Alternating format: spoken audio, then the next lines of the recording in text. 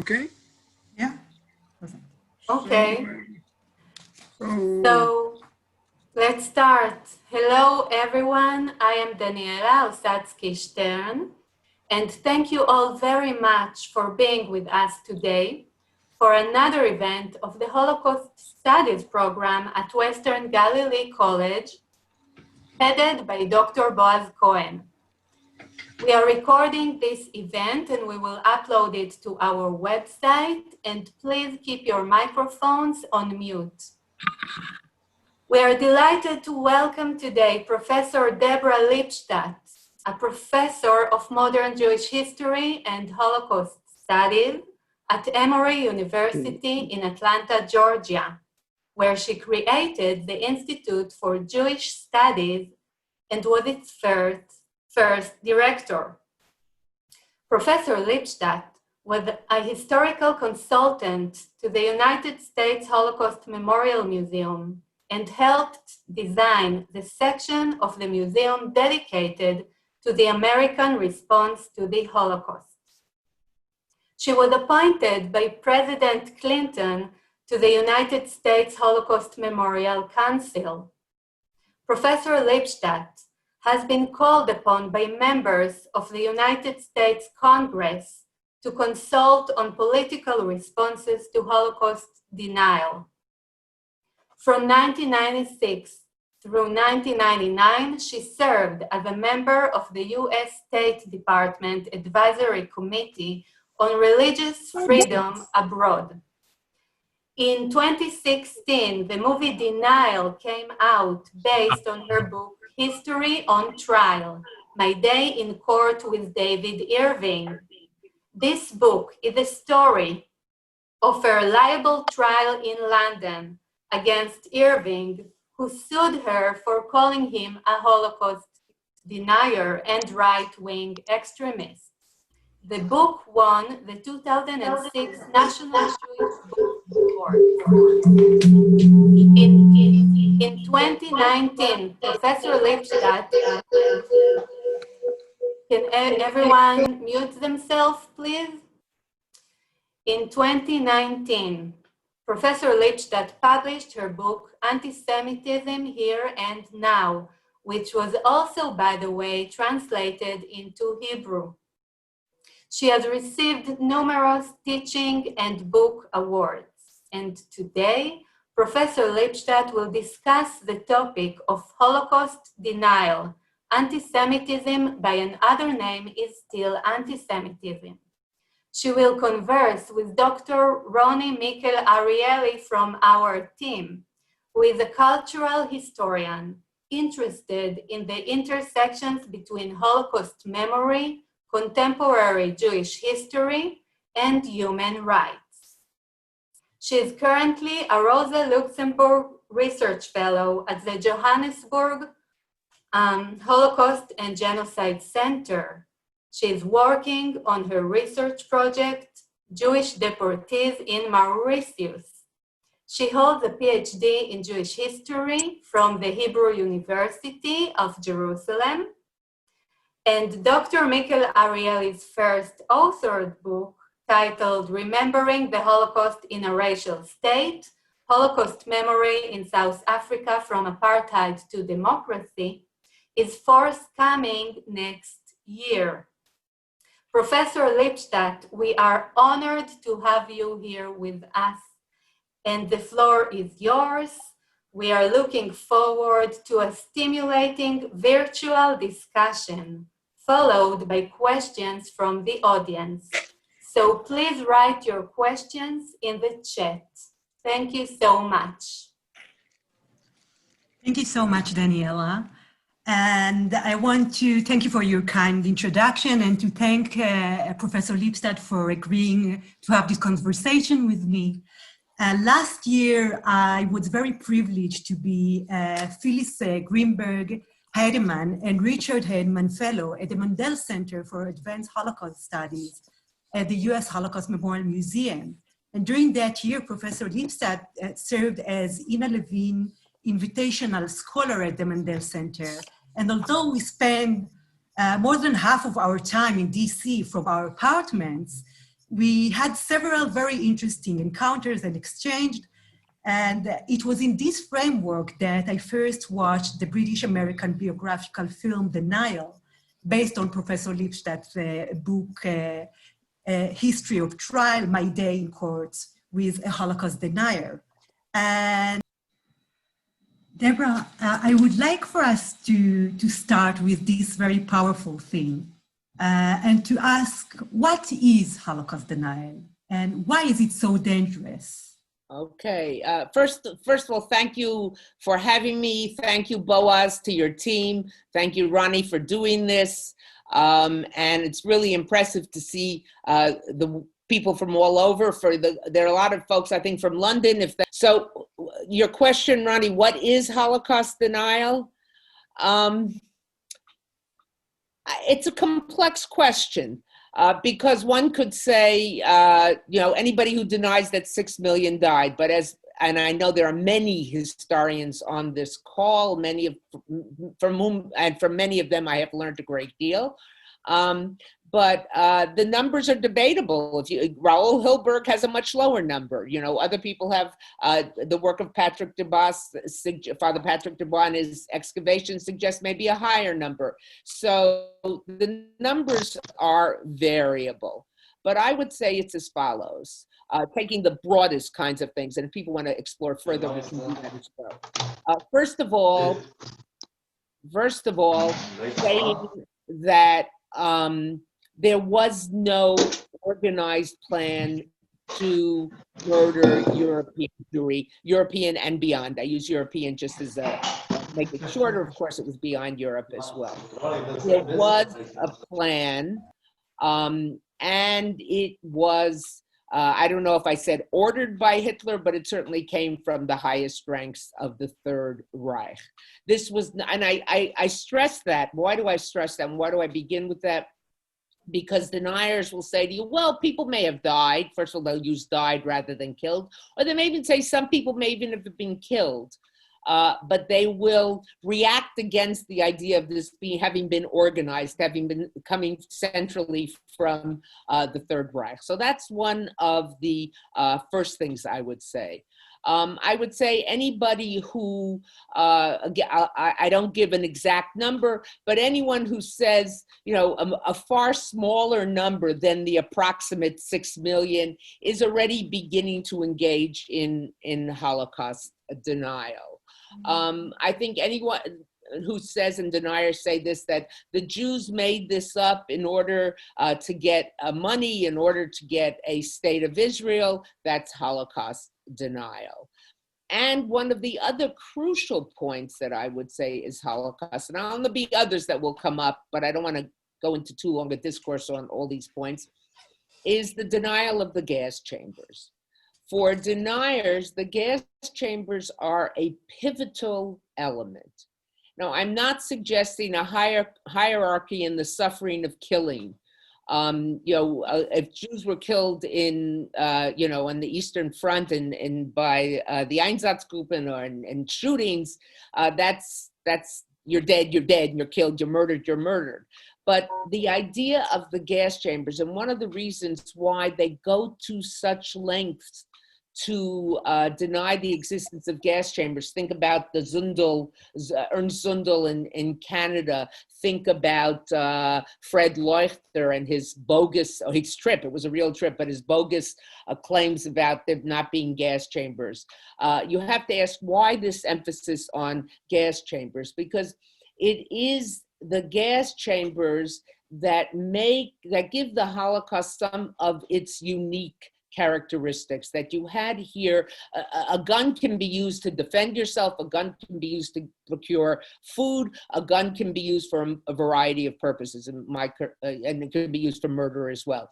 But a gas chamber was, as we said in the courtroom, as my solicitor and barrister said, a purpose-built instrument for killing. It had no other purpose but to be used for murder. And therefore, deniers go to great ends to question the existence of gas chambers. So anybody would say to you, well, yes, I believe Jews were killed, but I don't believe there were gas chambers. That's Holocaust denial. Questioning the survivors, claiming there are no documents, all those things make up the panoply of characteristics of Holocaust denial. And Deborah, what would you say are the connections between Holocaust denial and anti-Semitism? I think it's even more, Roni, than connections. Holocaust denial is a form of anti-Semitism. Holocaust denial is not some mistaken notion, some historical, oh, I got my facts wrong, I missed a certain document. The only way of understanding, and I put understanding even in quotation marks, Holocaust denial is by seeing it as a form of anti-Semitism. Deniers, if you were sat, I often use this description of this analogy, and some of you may have heard me say it before. If you were, when the days when we could still fly easily and not be masked up and separated from anyone else in our row or whatever, if you were to sit down on an airplane next to a Holocaust denier and by chance ask the person, what do you do? I'm a historian. Oh, how interesting. What do you write about the Holocaust? And then you say, oh, it was terrible. I don't know much about it, but it was terrible. Obviously, that would be the people on this call. And the person spent the next chunk of time giving you all the reasons, bogus, of course, of, there was no Hitler signed paper, there is no this, there is no that, gas chambers would have exploded, all sorts of things that if you have studied the topic, are bogus, but you don't know that. The natural thing, the logical thing would be to ask, okay, so if there was no Holocaust, why did the Jews make this claim that there was a Holocaust? Why did they go to such great efforts? What's in it for them? And I put that, of course, in the air. You can listen to the talk. Will I take that? What's in it for them to make up this story? And what a denier will answer is something I alluded to or said earlier. What did the Jews get out of the Holocaust? They got two things. One is a state, and I'm saying that because that's the general perception. The existence of the state of Israel is much more complex than just this direct result of the Holocaust. As I often say to people, if it were a direct result of the Holocaust, it would have been established in 45, 46. It doesn't come about really till the end of 47, 48.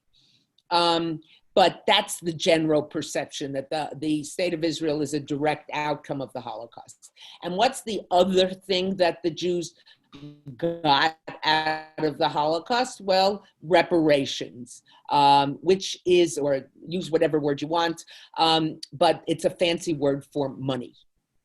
And right away, with those two explanations, you've given your interlocutor, you've given your questioner, the person who can't understand why this why this myth was made up by the Jews, an answer that within the context of anti-Semitism makes perfect sense. Let me explain that. If you were to take a template of charges of anti-Semitism, I think there would be 3 or 4 things you would include. One, that the Jew, something to do with money, controlling banks, controlling finances, controlling Wall Street, whatever it might be, but something to do with money lending, whatever. Something to do with smarts, but not in an affirmative way, in a malicious, in a deleterious way. Jews are clever. Jews are conniving. Maybe there's some linguist on the call who can tell us whether a hard C, has that negative, but clever, conniving, crafty. In other words, they are smart, but they use their smarts for nefarious purposes. That would be a second element. A third element is what I call punching above their weight. Small in number, but exceptionally powerful, able to control groups even though they are not, you may not know they have a controlling hand, they play this control hand. And the fourth element, and of course this is the classic, this all grows out of, if you're going in the history of anti-Semitism, again, I'm summarizing greatly here, but the template, of course, is the deicide story, and the way that deicide story was used by the church in for she's talking already. For millennia. Fourth, this fits right into, of course, the Christian theology, is the Jew as devil. What is it? Is it Joshua Trachtenberg's classic work on, I think it was his work on the topic. But what is the devil in Christian theology? The devil has two characteristics. One, that the devil is the only one able to harm God. And the second characteristic would be the devil comes and does his handiwork without your knowing, comes in disguise. You don't know you've been manipulated. So if that's the template of anti-Semitism, you've given the, and I know I'm backing forth, but this group is well versed in these things to be able, I hope to be able to follow. When the denier says reparations and estate, you've given an explanation that makes sense. Well, money, Jews were always interested in money, and Jews would not care. Jews don't care about others. They're only interested in their own welfare. So if another people, the denier would say, if another people had to be dispossessed, if they just wanted this land, that's how they behave. And in terms of punching above your weight, because if the Holocaust was a myth, how was it that the Nuremberg laws, yes, it's a fourth clause, et cetera, but have crimes against humanity? How is it that Germany paid these billions of dollars in reparations? How is it that we have had all these commemorations of the Holocaust?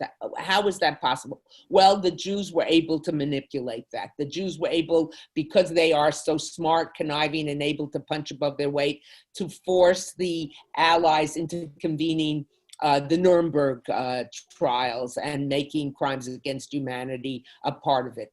They were able, Jews were able to force Germany and say to Germany, to blackmail Germany and say to Germany, if you want to be accepted into the family of nations, back into the family of nations, you've got to admit to this, even though you didn't do it. So that it is, I think it's not only does it fit into into anti-Semitism, but it is classic anti-Semitism, because the only way to make sense, and of course you're making sense, you can't make sense of anti-Semitism because it's a prejudice, et cetera, it's not logical. But for the person who has been exposed to it, and there's no one in the Western world, and probably beyond the Western world, well beyond the West, who hasn't been exposed to it, here's an explanation that makes sense.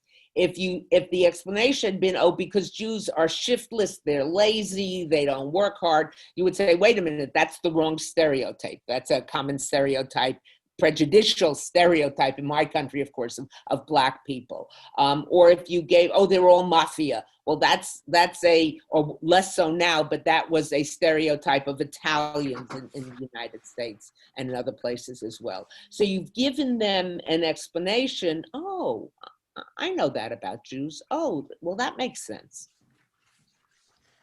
So if this is the case, what do we do? How do we fight this? It should be very easy, because I'm sitting here looking on just on my screen. I see a number of people, Javi and so many others, Boaz, and who you know, the documents are unending. We have the documents. We have the Holocaust, as I like to say, has the dubious distinction of being the best documented genocide in history. Maybe with the Armenian genocide, a close second, and we don't have all the documents of the Armenian genocide, thanks to the Turks.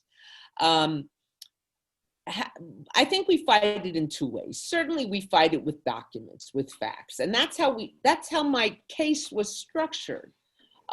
we didn't, people often say, I had to prove the Holocaust happened. Well, in truth, we didn't prove the Holocaust happened. We did something else, which, and those from Britain, I think will, or certainly if there are any lawyers on, will understand this.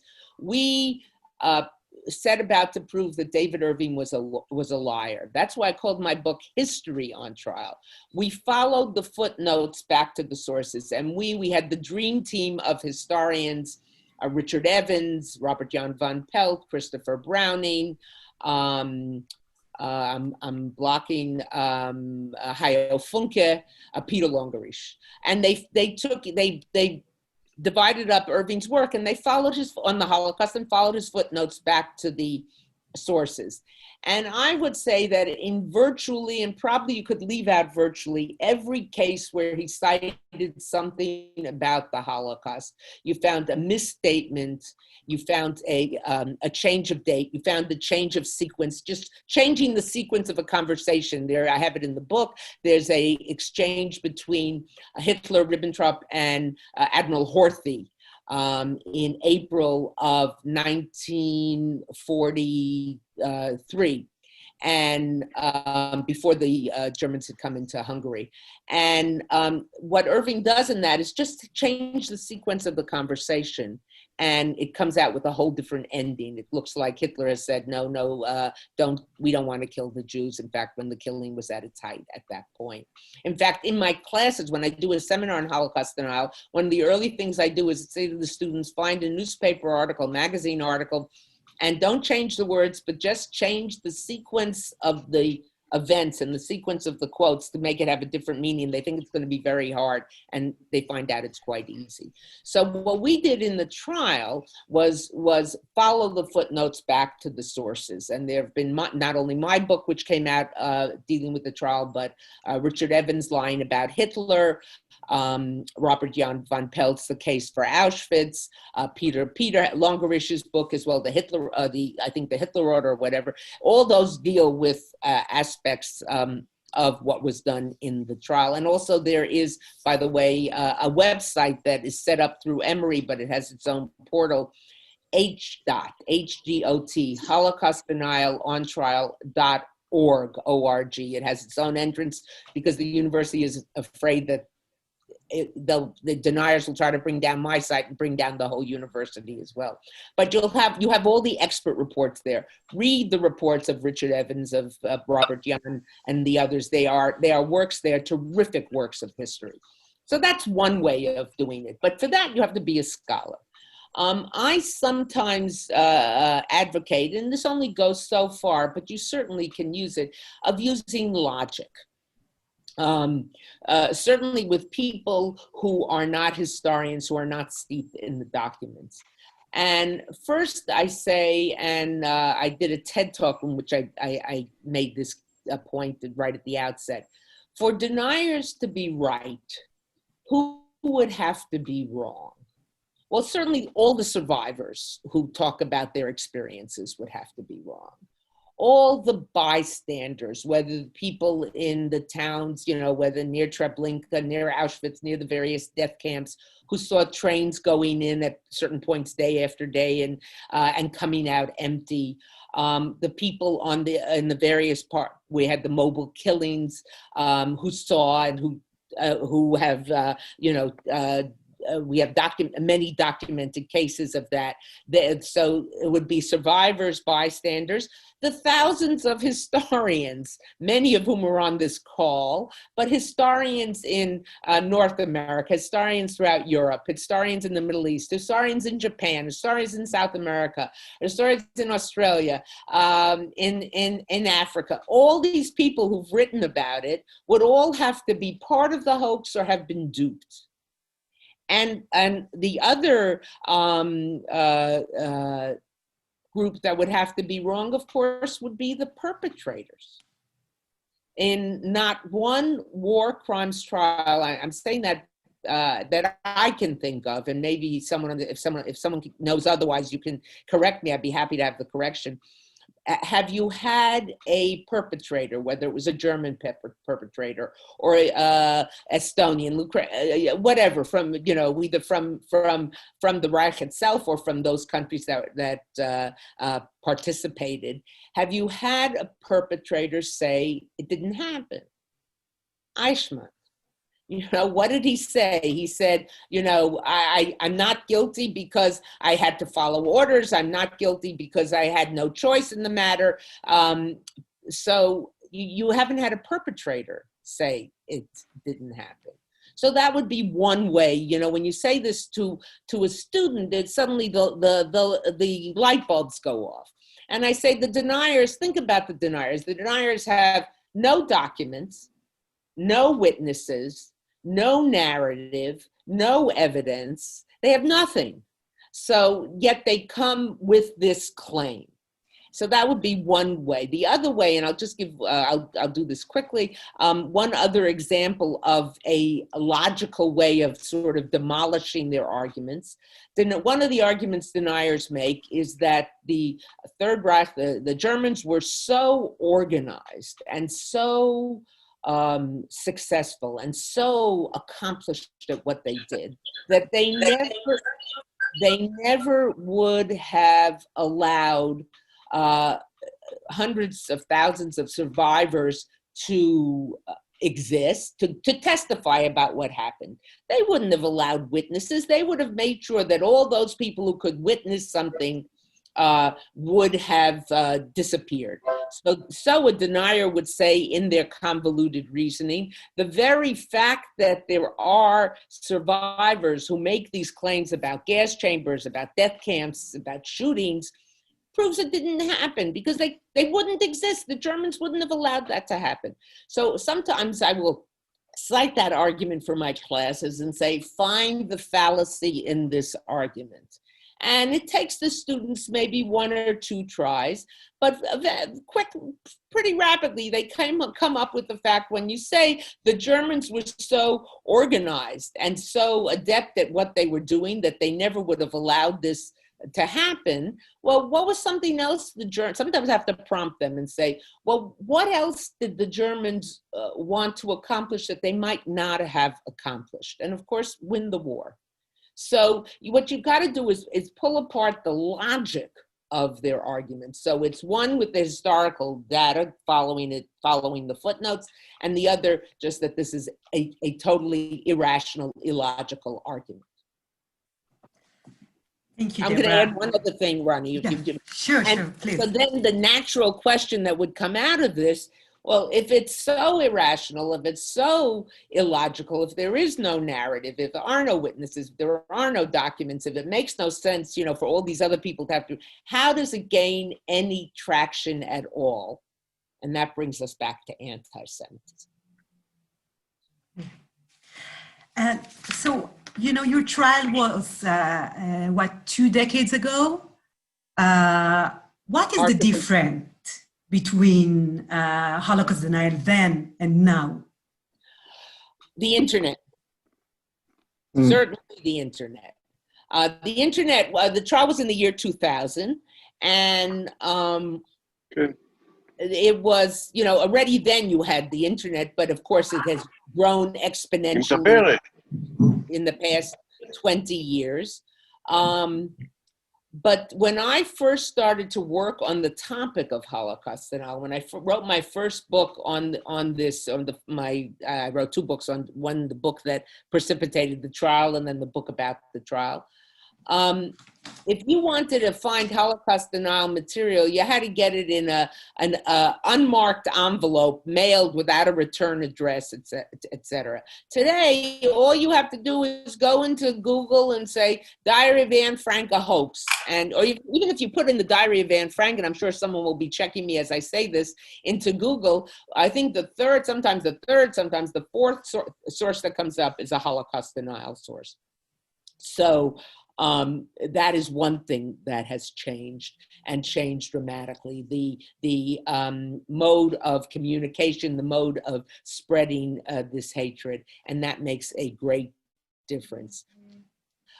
The other thing I think, and we've seen this now in the past 3, 4, 5, 6 years, something like that, Holocaust denial comes from mainly from the right. They're saying it didn't happen. What you get from the political left, and I'm not saying everybody on the right or everybody on the left, but the kind that comes from the political left is more diminution of the Holocaust. I'm so tired of hearing about the Holocaust. There go those Jews again talking about the Holocaust. What, another Holocaust movie?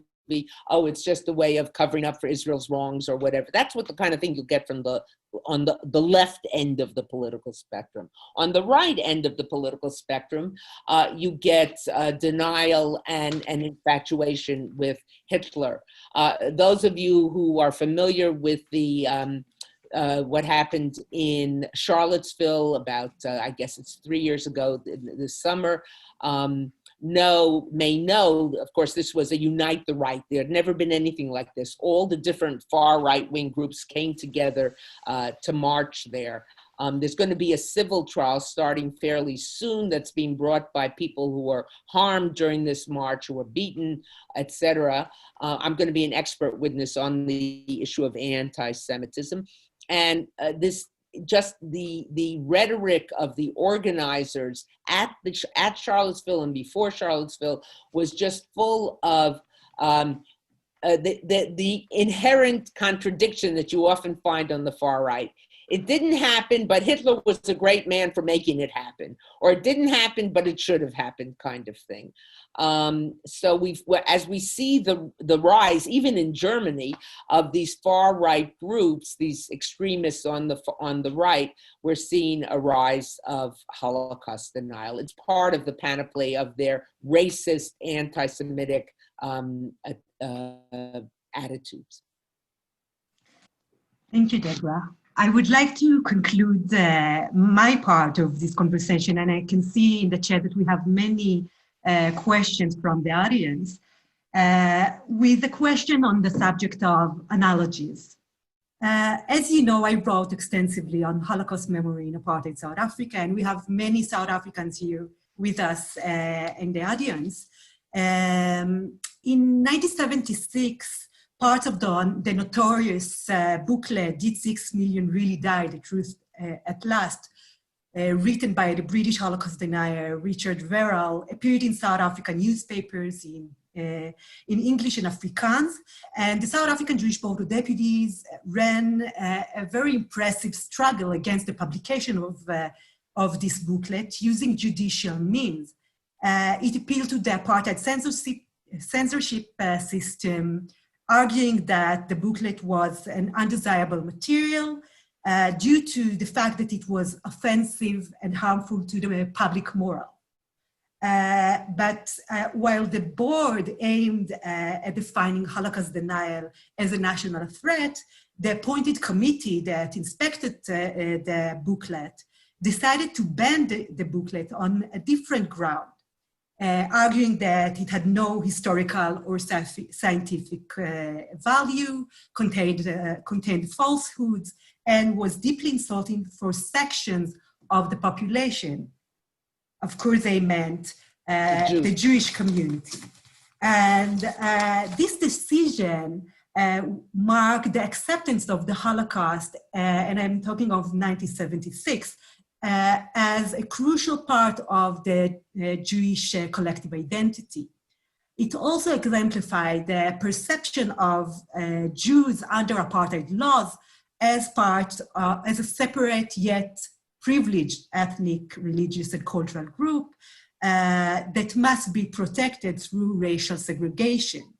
And it was a clear case of which, through official national channels, the Jewish community publicly mediated the anti-Semitic message of the Holocaust to the local white communities as distinct from and completely relevant to local racism. Moreover, whenever connections between anti-Semitism and apartheid's racism, Nazism and the apartheid regime, or Jewish suffering during the Holocaust versus the Black suffering under apartheid were drawn by activists, Jews and non-Jews. The community institutions saw it as an act of contempt, distortion of history, and even Holocaust denial. And this position slightly changed during the period of transition from apartheid to democracy, when the exhibition Anne Frank in the World arrived in South Africa. And we have here Myra Oswin, who was the one who brought the exhibition to South Africa, and in 1999 actually established the first Holocaust Center in South Africa. And this exhibition marked actually the first official national effort to legitimize analogical connections between apartheid and the Holocaust. However, this issue, as we know, is the issue of analogies, is still very sensitive for Jews and non-Jewish constituencies. Not only in South Africa, we know it from Germany and from the US. In June 2019, we had Democrat Representative Alexandra Cortez describing the migrant detention facilities in southern of the US border as concentration camps, and she was rejected. Of course, she was attacked by Yad Vashem and by the US Holocaust Memorial Museum. And I know that a while back, and I know that you have changed your thinking about this issue ever since, but a while back you did wrote about such analogies as a minor Holocaust denial. And I wanted you to address this issue because I feel that by addressing such analogies as anti-Semitic or even Holocaust denial manifestations, we are the ones that creating a distortion by minimizing the acts of actual deniers. So this is my last question. It's a long question, and you are absolutely right. I have changed my views. I think one also has to look at the context within which historians were working. And I think when the first spurt of interest, I mean, of course, it starts right after the war, and you have so many important books written in the 50s and more into the 60s. But in the 70s, you get this great growth of interest in it. And by the way, I saw that booklet not long after it appeared. Yehuda Bauer was visiting the University of Washington, which I was then teaching, and he showed me the booklet, and I looked at it and I laughed. I said, this is ridiculous. Who would believe such a thing? So I was wrong there too, to laugh, because of course it changed my life quite dramatically. But I used to say that these analogies are wrong because it's a soft core denial. I was wrong to say that. First of all, it was almost a reaction that finally we're looking at the Holocaust, and now people refuse to look at it separately, but always want to put it together with other tragedies. And that often happens, by the way, with anti-Semitism. Let me just for a moment, then I'll come back to this analogy question. About a year ago, maybe a little over that, there was a resolution introduced into the House of Representatives by Speaker Nancy Pelosi at a time when a couple of members of Congress were making some pretty overtly anti-Semitic comments. And she introduced a resolution condemning anti-Semitism. It wouldn't be a law, it was a resolution. I happened to be in Washington at the time. I was up on the Hill, and I was asked to meet with a number of members of Congress and with staffers because there was a pushback against this bill from the liberal end of the spectrum, saying, well, no, we shouldn't just condemn anti-Semitism. We should also condemn racism, homophobia, etc. And what I argued, I said, I'm not diminishing in any way racism, I'm not diminishing homophobia, but right now the problem is anti-Semitism. And it was like many people, the criticism was coming from people from the more liberal, left of center point of view, that you shouldn't, and often many of them Jews, no, you should never talk about anti-Semitism, you always have to talk about all these other things. Just like today, when many people in the Jewish community say, well, why are we talking about Black Lives Matter, all lives matter? Yes, but right now the problem is in the United States with blacks being, people who are black being attacked, shot, etc. So there are times to focus on one and there are times to focus on others. Going back to the analogy question, you know, and I'm sort of embarrassed that I took that point of view, but I'm more than willing to say I was wrong. There's so many historians and very fine historians on this call. We do our work by analogizing. Is this worse? Is this better? Is this the same? Is it different? Is this leader different from? Is this leader the same as? You know, is this action, et cetera, et cetera. So analogies are helpful. I don't know who's on. You mentioned some of I didn't catch who was on from South Africa, but I think it was in the Cape Town Holocaust Memorial, before they built the beautiful museum in the small, there was a small, if I'm remembering correctly, a small display area, I don't know, a room size or something. And if I remember correctly, and I'm sure I'll be corrected if I'm wrong, that there were two pictures that were side by side. The famous picture of a Nazi doctor or German doctor with a caliper measuring the little girl's nose to see if it was a Jewish nose. And that picture, of course, is in many Holocaust museums, including Yad Vashem and the Holocaust Museum in Washington. And next to it was a picture of a little girl on a chair with a pencil through her head. And that was the depiction of the pencil test. And a man standing next to her put the pencil there, whether he was in a white jacket or not, I don't remember. But the pencil test, of course, was this absurd test that was created by the South African apartheid regime. If they couldn't determine whether you were colored or because black colored white, if you were colored or white, they put a pencil through your head. If it stayed in, obviously you were colored because you had kinky hair, and if it fell out, you were white. And on this basis, children were taken away from parents, etc. And I asked whoever was taking me through, and I don't remember who it was, but I know there are a couple people here from South Africa, and they'll probably identify yourself, remind me. I said, what were you thinking when you put these two up? And the answer, I think it was a very viable answer, was, look, apartheid and the Holocaust are different. The white South Africans, the apartheid regime was not looking to murder and have a complete genocide of all the black South Africans because they needed them. They needed them to mine the gold. They needed them to clean their kids' diapers. They needed them to cook the food. They needed them to clean their houses, etc. They needed them to make them wealthy. But if many died, if thousands died or were killed in the course of that, so be it. So you can analogize certain things, and you certainly can analogize the absurd caliper test with the absurd pencil test. You always can make analogies.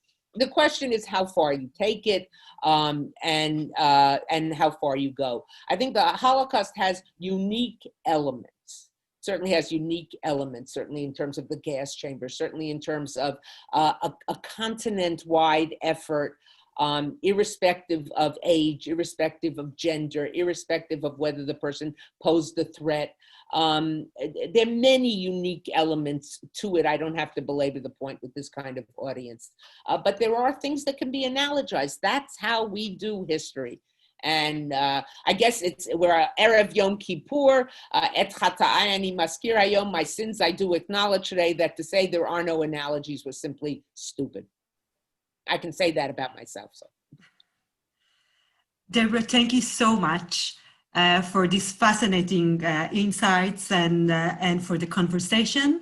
And I'll clear the floor. I'll put the mic back to Daniela and Jan, who will manage the discussion.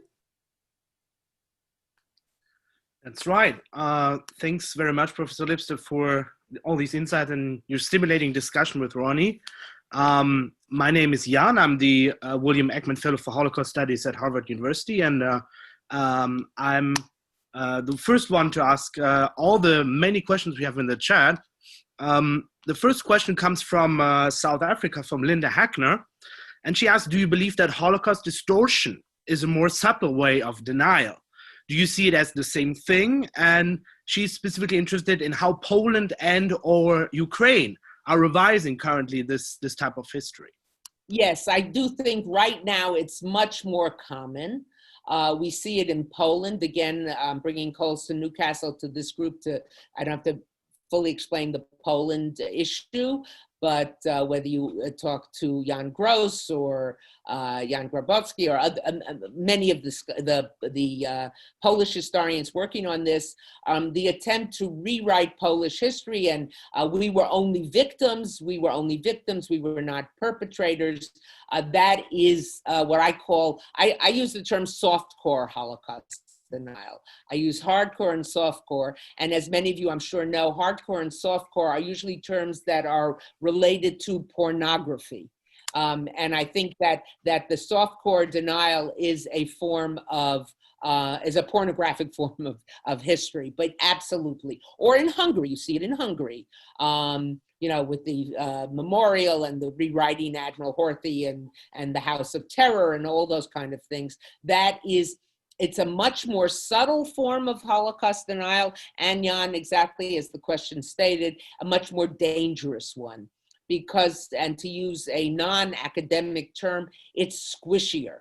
You know, it's hard to pin down and say, no, we have a document to say that on this day, in this place, on the Russian front, on the Soviet front, there was this murder and we have these witnesses, but it's much harder. And yes, I think it is very, very disturbing, because when you push back against it, say, you Jews don't want to share, you Jews only want to talk about you, et cetera, that kind of thing. Thank you so much. And we have a question from Professor Javi Dreyfus. She's asking, there is currently a heated debate about the very definition of anti-Semitism. I know you wrote quite a bit about it, and maybe you can say a few words about it. If Javi's there, I would wonder, you know, there are many debates, so I'm not sure which debate she is talking about explicitly. Can we get Javi to weigh in? Hi, Deborah. I didn't want to interfere you. It could be what's going on with IRA, what's going on in the German politics, as well as in Engel's writings about anti-Semitism. And as you said, it's not anti-Semitism, but one word. And just if you could refer to that, because I know you wrote so much about it and deal so much with it. Sorry. There's a great debate. Part of the debate also, whether directly or indirectly, often refers to Israel.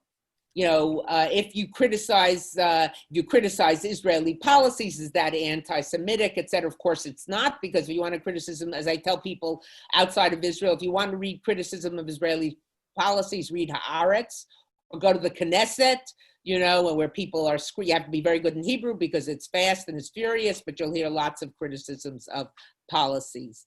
I think that certainly in the United States, there are many Jews who are hypersensitive to any sort of criticism, and I think far too quick to immediately fall into the response of, oh, that's anti-Semitic. There's a Talmudic saying, many of you on this call will know it, tafasta merubelo tafasta. If you try to grab too much, you grab nothing at all. I think one of the dangers is if you call every time there's a criticism, you say, oh, that's anti-Semitic, when it's like this Chicken Little, the sky is falling. When you're talking about real anti-Semitism, it says, oh, every time someone says something negative about Jews, you think that's anti-Semitic. It's very disturbing to me to see the way this has been politicized. And I think it is something that we have not seen the end of, and is going to continue.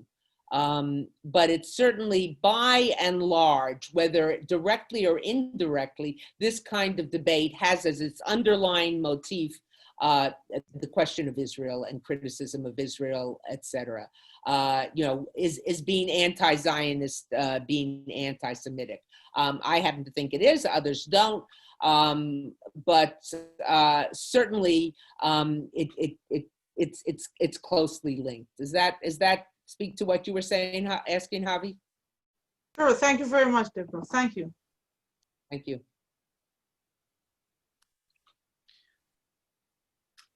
Okay, then we have a question related to what one could call the electronic age, social media, something you've talked quite a bit about in your previous talks as well, about the proliferation of conspiracy theories on the internet and the impact that this has on Holocaust denial. What do you see for its future, and what directions do you think we as scholars could go in?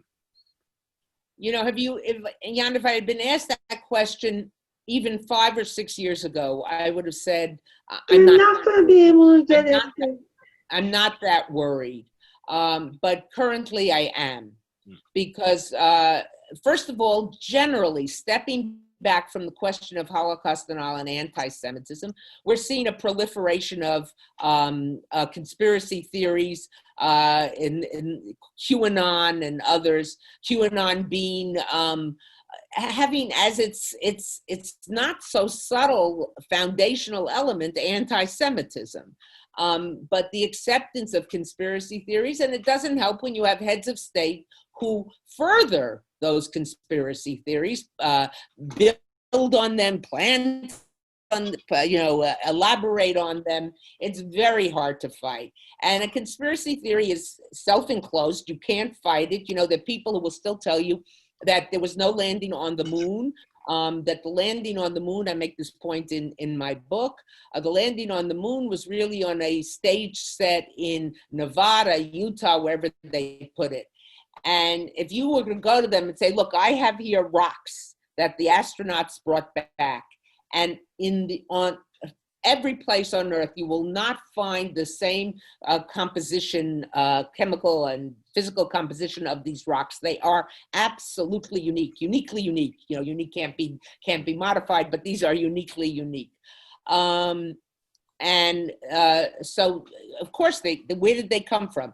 And the person who thinks that the moon landing was a hoax will say to you, well, where did you get that rocks? And you say with great seriousness, I got them from NASA. From the the American entity in charge of space exploration. And they would say, well, of course, NASA's part of the problem. What are you telling me? You know, this is, so conspiracy theory is a self-contained, self-fulfilling kind of thing. And we live in an age today of conspiracy theories, whether it's the pandemic, whether it's now the thing going about is that the fires in the western part of the United States were started by Antifa group, anti-fascist groups. Even the FBI in today's setting of the FBI, which has become highly politicized, has said there is no truth to that. That has not stopped those rumors from flying. So Holocaust denial, when you tie it in with anti-Semitism, this is a very potentially fruitful period for it, sadly. Thank you so much. And we have another question from Stacy Gallin.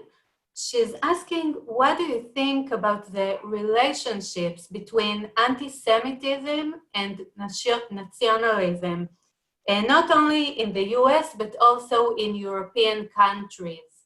And between anti-Semitism and nationalism? Yes, yes. You know, look, nationalism in and of itself is not a bad thing, you know, to have a strong feeling about your country, etc. But I think the nationalism she's talking about is when it gets to be a sort of isolationist kind of thing, at least in this country, isolationist, my country, only my country.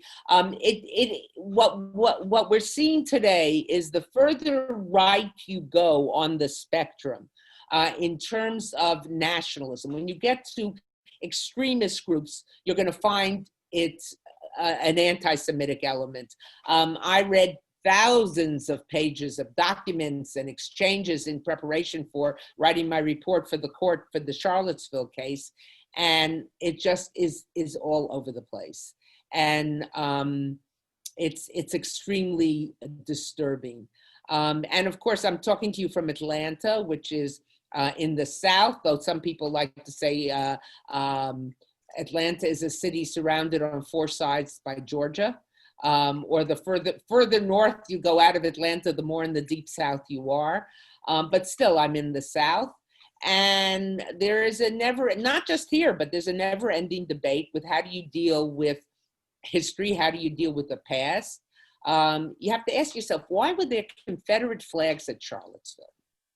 Why, when you go to these extreme far right kind of things, do you see Confederate flags? What's going on here? And this the notion that if you look at anything that your country did wrong, you are not a patriot, you are not a nationalist. That's all tied up. And Jews are very critical. We are self-critical, but that it invariably intersects with anti-Semitism, whether and not logically, but it intersects. Another question we have, and this really ties well to what you just said. This is something that we also did last month with Javi. On a more personal note, precisely because of the overwhelming evidence that this phenomena really are rising again. And this, you said it's really disturbing. What does it do to us as scholars? And this is a question of Patrick Gilner, who asks, how do we keep from despairing when it seems like untruth and distortions of history are almost overwhelming and relentless? How do we keep up with it? And what does it do to us as scholars? And how would you describe your trajectory on this more personal level? Yeah, I am what's called a public scholar. Many of us on this call are. I write op-eds, I give lectures, whether in 2 dimensions or used to be in 3 dimensions, now it's just in 2 dimensions. It's very disturbing. It can be very disheartening because so many of the people on this call, and we have a wide age spectrum, remember when a meeting of Holocaust historians could take place in a small room on and now of course it is such a different story, and the extent of the scholarship, the fine scholarship that's already out and continuing, and the young scholars that I saw in Washington, or the younger scholars I saw in Washington this past year, it's an impressive thing, and you can really, I know you rejoice, but you can feel a sense of satisfaction. But when you see this skepticism, when you see this willingness to discard facts, when you see the attacks, certainly coming from the leadership in my country, attacks on courts, attacks on the media, attacks on facts, that's all a breeding ground for anti-Semitism. So personally, it can be pretty disheartening. I think historians in this field and people who are willing to enter the fray of the public conversation, whether it's about denial, whether it's about anti-Semitism, you have to be very careful. It's tough, and we can all slip up. Because I think that on one hand, we think the gentlewoman doth protest too much. You can overstate a case and you lose it's very hard to remain nuanced. And I think nuance is an extremely important aspect of this. On a personal level, it can be disheartening. And that's why I'm glad, even if, as I say, it's only 2-dimensional, to be with so many people who care about this topic. But it can be, you sort of look back and you say, wait a minute, are we still fighting that battle again? But I was asked a question about a year and a half ago when my book came out in England, in the British edition. And I was at, Hay on Wye, the wonderful book festival in Wales, in England. I think it's one of the largest book festivals. And I was speaking there to an audience of 400, 500 people, most of them not Jews. These were book festival people who happened to travel there. And I only say that because I could tell from the questions. And my interlocutor was an editor of a former editor, now retired, of a major British daily, herself not Jewish. And we had spent some time before together talking and then done a long interview. And her final question to me was, this is such a depressing topic, and the issue of anti-Semitism is such a real topic. And yet, to me, you seem like a very optimistic person. How do you manage to do that on a personal level?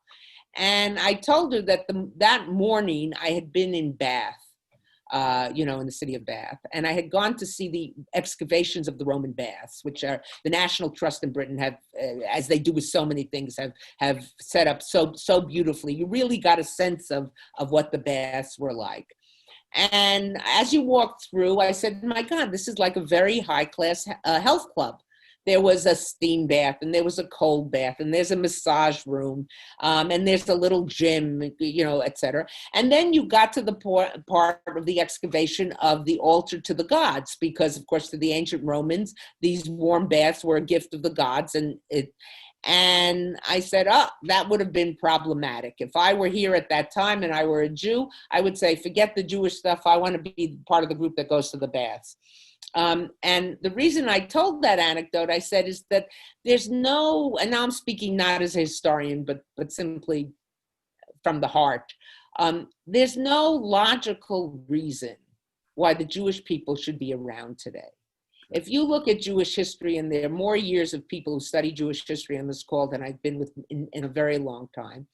If you look at Jewish history and you approach it logically, told of the different times of there still are Jews, that we are still here, makes no historical sense.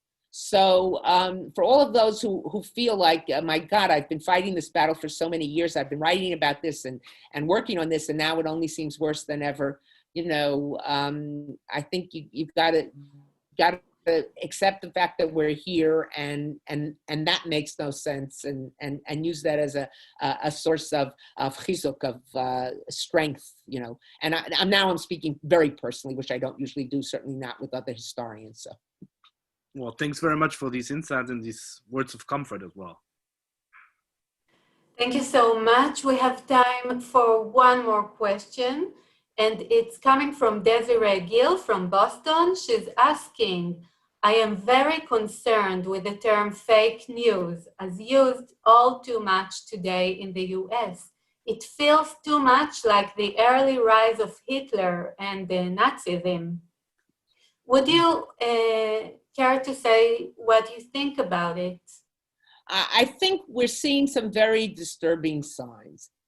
And earlier, I think Roni asked me about analogies. I'm very careful with analogies. And people say, people, especially those more to the left, who are, or even not, irrespective of their political stance, who are very critical of the leadership of my country, say, is this a harbinger of Nazi Germany? And is this 1938? I say, no, it's definitely not 1938, but it might be October 32, or maybe even January 15th, 33, January 29th, 33. In the sense of when you begin to attack the viability and the legitimacy of democratic institutions, the institutions that are the pillars of a democracy, the media, the courts, elected officials, and you say, just politicians. We had President question Ruth Bader Ginsburg's last wish, which she gave to her granddaughter, a Harvard-trained lawyer and a very respected person, and the first reaction, not that she has the power to decide who should replace her or when the replacement should be, that must have been written by a Democratic politician, the president said. When you begin to immediately, knee-jerk reaction is to question. The knee-jerk, not just question, because we all question, that's our business, that's what we do, but to dismiss inconvenient truths. I mean, maybe we close by going back to where we began.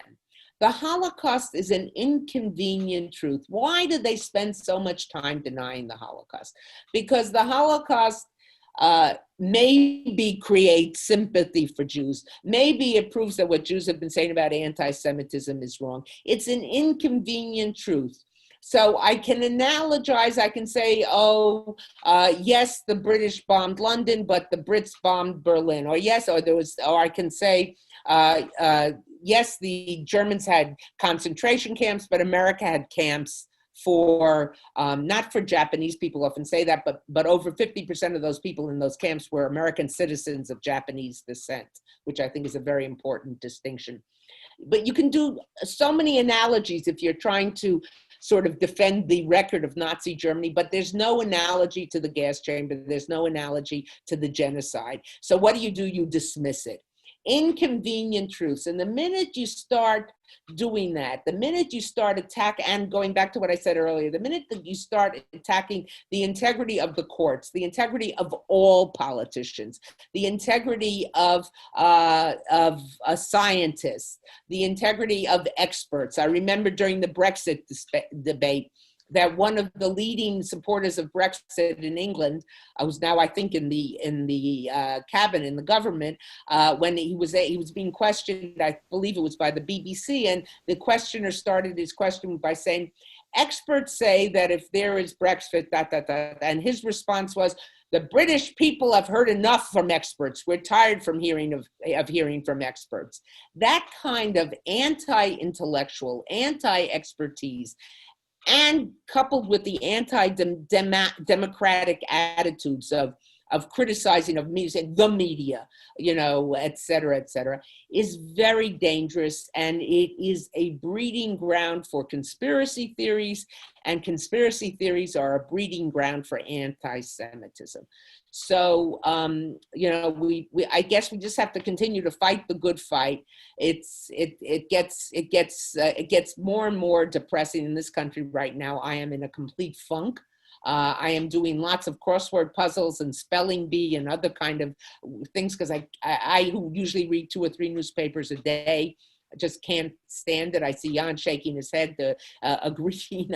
But I think we have to continue to fight it. So I'd be careful with the analogies, but there are warning signs. I think Tim Snyder has written a lot about this, as have others. But to be careful, not to go too far, because but to do it in a matun, how would you say it, in a restrained fashion, I think is exceptionally important. But what's the definition of a Jewish telegram?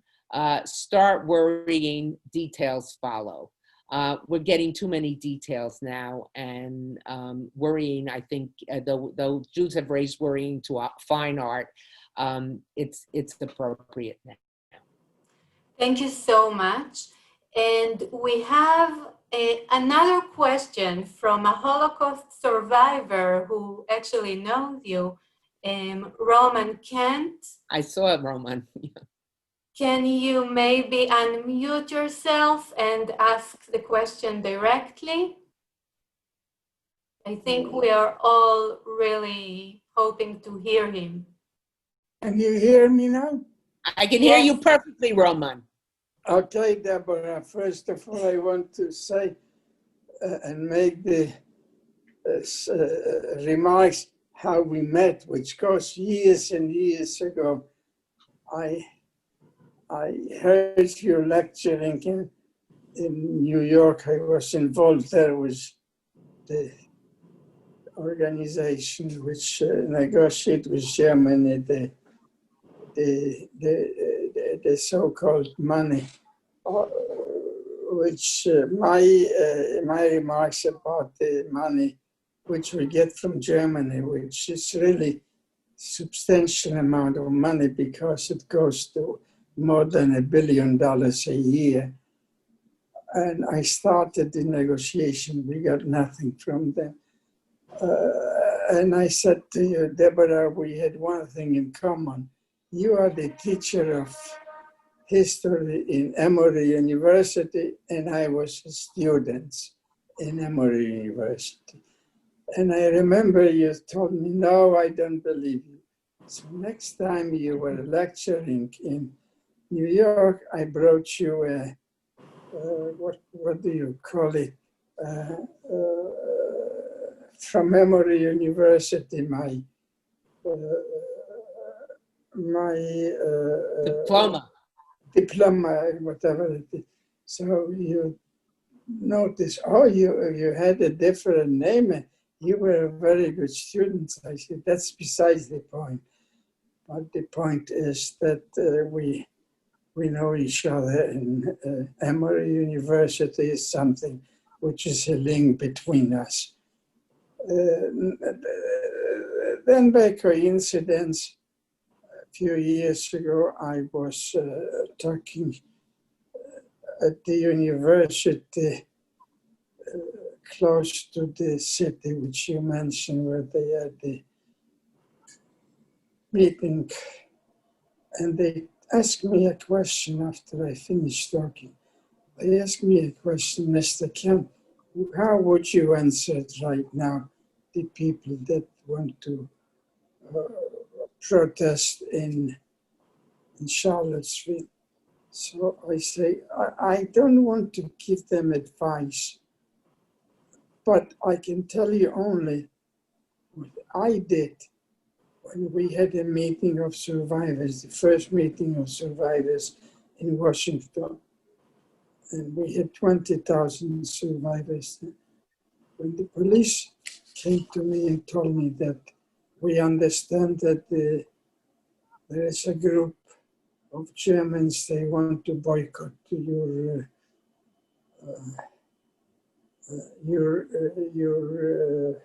meeting.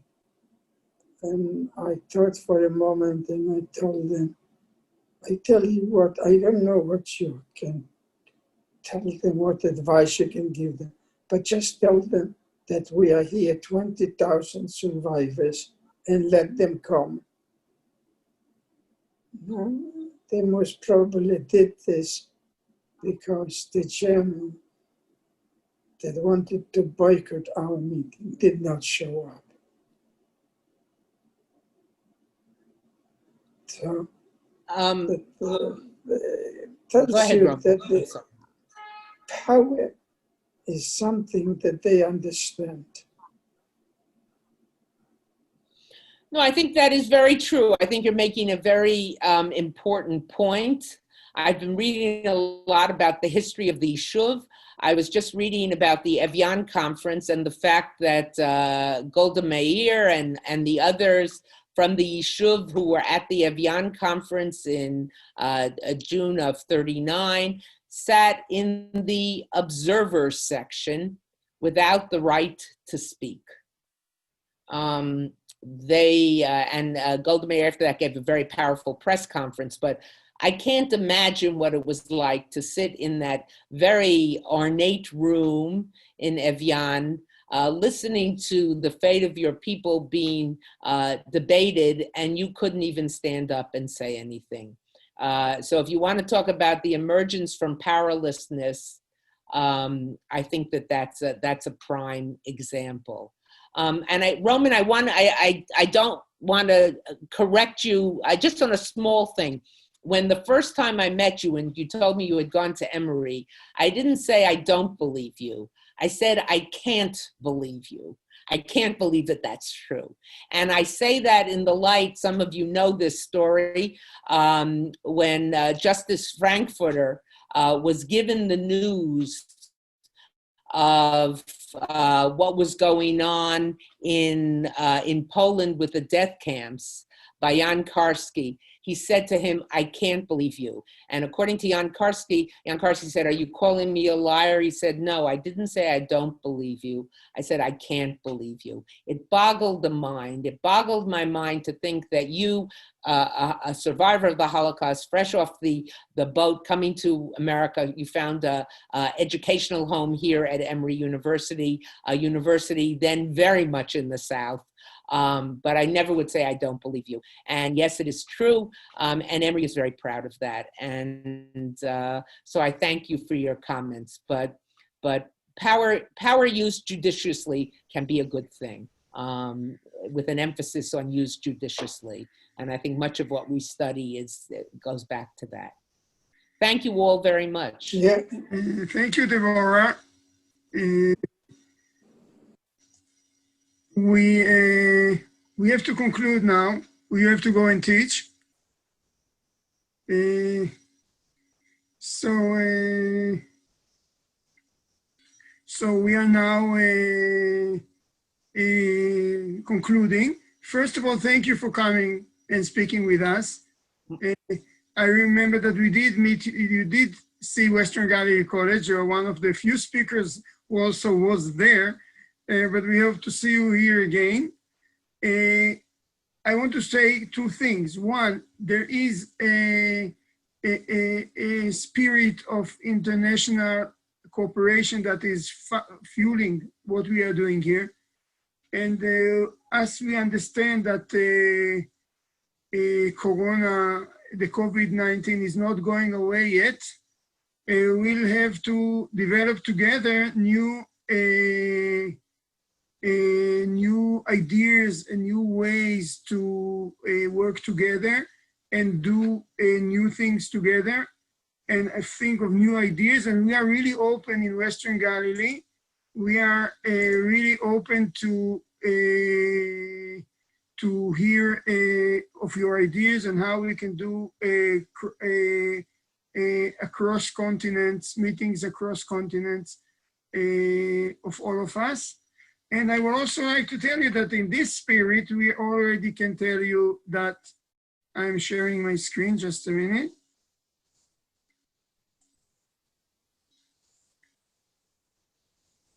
That we are we already know what our new program is. It will be on a Tuesday, October 20.